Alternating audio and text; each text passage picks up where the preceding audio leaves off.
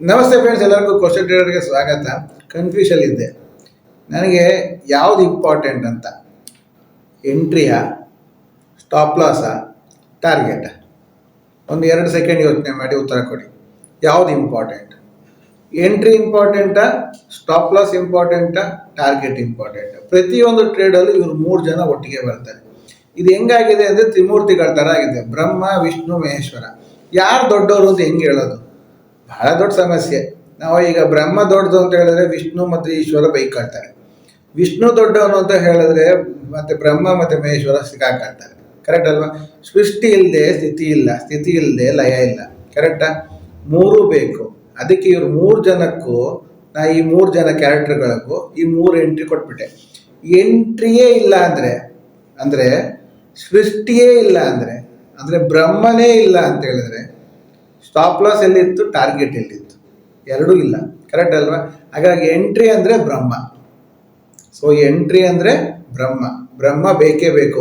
Entry ಆಗೋವರೆಗೆ ನೀವು free. ಭೂಮಿಲಿ ಹುಟ್ಟೋವರೆಗೆ ನೀವು ಫ್ರೀ. ಎಲ್ಲಿ ಬೇಕಾದ್ರೆ ಓಡಾಡ್ಬೋದು, ಏನು ಬೇಕಾದ್ರೆ ಮಾಡ್ಬೋದು. ಹುಟ್ಟೋದ್ರಿಂದ ಆದಮೇಲಿಂದ ಎಂಟ್ರಿ ಆಯಿತು ಅಂತ ಲೆಕ್ಕ.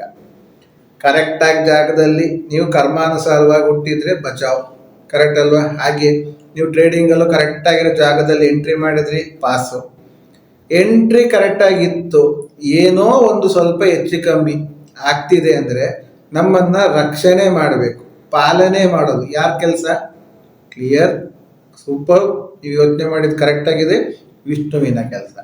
ಆ ವಿಷ್ಣುವೇ ಸ್ಟಾಪ್ ಲಾಸ್.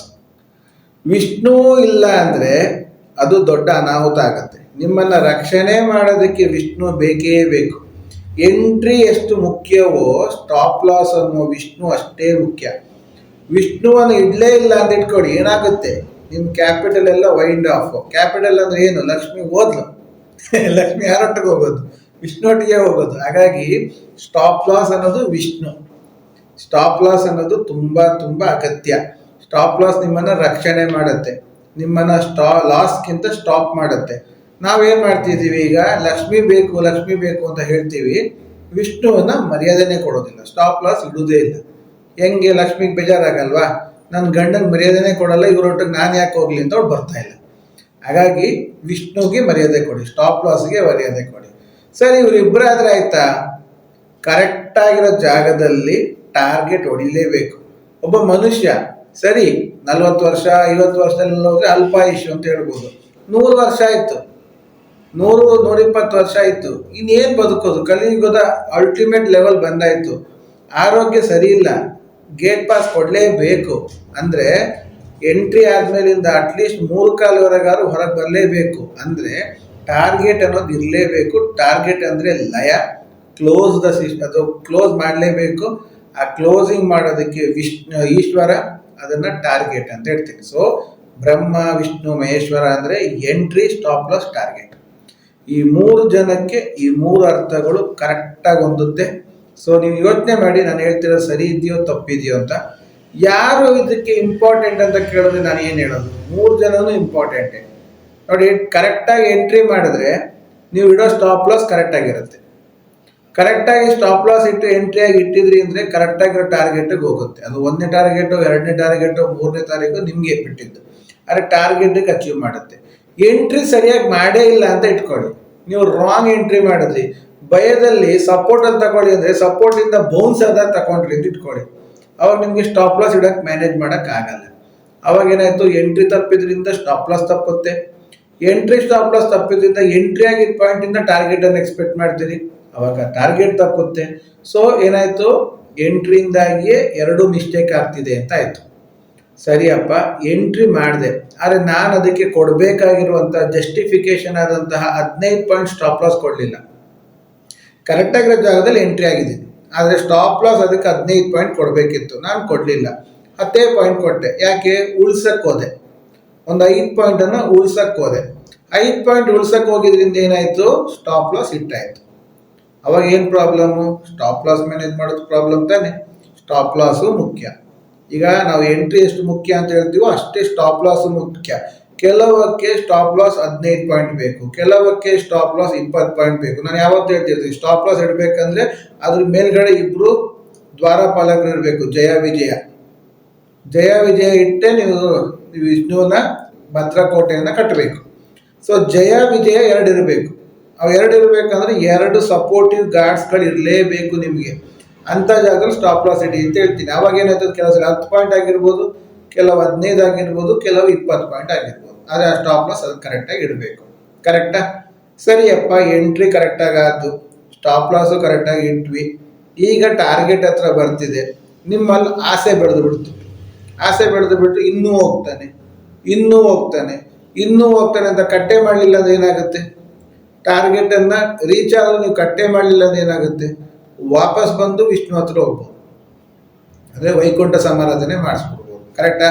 ಸೊ ಇದಾಗಬೇಕಂದ್ರೂ ನೀವು ವಿಷ್ಣುವಿಂದ ಸೀದಾ ಶಿವನ ಹತ್ರ ಹೋದಾಗ, ವೈಕುಂಠಕ್ಕೆ ಇದಕ್ಕೆ ಕೈಲಾಸಕ್ಕೆ ಹೋದರೆ ಬಿಟ್ಬಿಡ್ಬೇಕು. ನಿಮ್ಮ ಲೆವೆಲ್ ಏನಿದೆ ಆ ಲೆವೆಲ್ ಬಿಡಬೇಕು.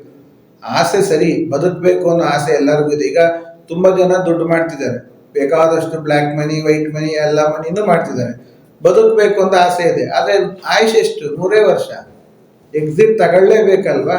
ಹಾಗೆ ಟಾರ್ಗೆಟಿಗೆ ಬಿಡಲೇಬೇಕು. ಪ್ಲ್ಯಾನ್ ಮಾಡ್ಕೊಳ್ಳಿ, ಟಾರ್ಗೆಟ್ 1, ಟಾರ್ಗೆಟ್ 2, ಟಾರ್ಗೆಟ್ 3 ಅಂತ. ಇಲ್ಲ ಆ ಜಾಗಕ್ಕೆ ವಿಷ್ಣುನ ಕರ್ಕೊಂಬಂದು ಕೂರಿಸಿ, ಅಂದರೆ ಟ್ರೈಲಿಂಗ್ ಸ್ಟಾಪ್ ಲಾಸ್ ಮಾಡಿ ಇಡಿ. ಅದು ಬಿಟ್ಬಿಟ್ಟು ನೀವು ಈ ಕಡೆ ವಿಷ್ಣುವನ್ನು ಬಿಡೋದು, ಪಾಲನೆ ಮಾಡೋದಿಲ್ಲ, ಸ್ಟಾಪ್ ಲಾಸು, ಆ ಕಡೆ ಟಾರ್ಗೆಟ್ ಬಂದರೂ ಬಿಡಲಿಲ್ಲ ಅಂದರೆ ನೀವೇನಾಗುತ್ತೆ, ನಿಮ್ಮೆಲ್ಲ ಕ್ಯಾಪಿಟಲ್ ವೈಟ್ ಆಫ್ ಆಗುತ್ತೆ. ಸೊ ಯಾರು ಇಂಪಾರ್ಟೆಂಟ್ ಇವ್ರು ಮೂವರಲ್ಲಿ ಅಂತ ಕೇಳಿದ್ರೆ, ಈ ಮೂವರಲ್ಲಿ 3 ಇಂಪಾರ್ಟೆಂಟೇ. ಈ 3 ಜನನೂ ಇಂಪಾರ್ಟೆಂಟು. ಆದರೆ ಈ 3 ಜನಕ್ಕಿಂತನೂ ಮಿಗಿಲಾದ ಒಂದು ಶಕ್ತಿ ಮೇಲೆ ಇದೆ. ಆ ಶಕ್ತಿ ಯಾವುದು ಅಂದರೆ ವೇದ ಶಕ್ತಿ, ಅಂದರೆ ನಿಮ್ಮ ನಾಲೆಜ್. ಅದು ಈ 3ಕ್ಕಿಂತನೂ ಇಂಪಾರ್ಟೆಂಟು. ಆ ನಾಲೆಜನ್ನು ಯೂಸ್ ಮಾಡಿಕೊಂಡು ಇವ್ರಿಗೆ ಎಲ್ಲಿ ಎಂಟ್ರಿ ಕೊಡಬೇಕು, ಎಲ್ಲಿ ಸ್ಟಾಪ್ ಲಾಸ್ ಇಡಬೇಕು, ಎಲ್ಲಿ ಟಾರ್ಗೆಟ್ ಇಡಬೇಕು ಅಂತ ನೀವು ಪ್ಲ್ಯಾನ್ ಮಾಡಿದ್ರಿ, ಆ ಶಕ್ತಿ ನಿಮ್ಮನ್ನು ಕರ್ಕೊಂಡೋಗುತ್ತೆ. ಆ ಶಕ್ತಿಯನ್ನೇ ದೇವಿ ಅಂತ ಕರೆಯೋದು, ಅದೇ ನಿಮ್ಮ ಎನರ್ಜಿ ಅಂತ ಕರೆಯೋದು. ಏನನ್ನಾರು ಹೆಸರಿಡಿ, ಆ ಎನರ್ಜಿಯೇ ನಿಮ್ಮನ್ನು ಕರ್ಕೊಂಡೋಗುತ್ತೆ. ಸೊ ಅದು ಮೇಯ್ನ್.